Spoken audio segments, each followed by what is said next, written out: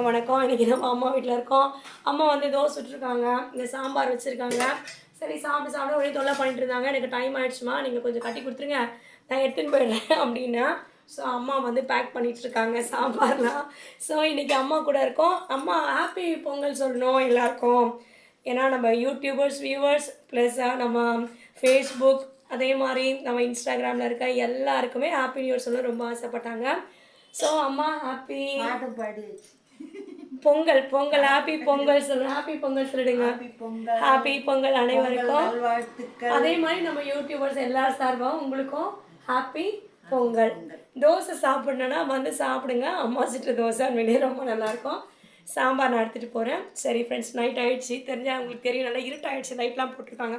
So time ஆகிடுச்சு. So அம்மா ஒரு 2 நிமிஷம் பார்த்துட்டு டாட்டா பை பை சொல்லிட்டு கிளம்ப வேண்டியதான். நீங்களும் உங்கள் அம்மா அப்பாவை நல்லா பார்த்துக்கோங்க, நல்லா டைம் ஸ்பெண்ட் பண்ணுங்கள், அவங்களுக்கு பிடிச்சதை வாங்கி கொடுங்க, சந்தோஷமாக அவங்க கூட இருங்க, அவங்களையும் சந்தோஷமாக இருங்க, உங்களையும் சந்தோஷமாக அவங்க வச்சுப்பாங்க. ஸோ சந்தோஷமாக இருங்க. பாய் ஃப்ரெண்ட்ஸ், பாய் சொல்லுங்கள்.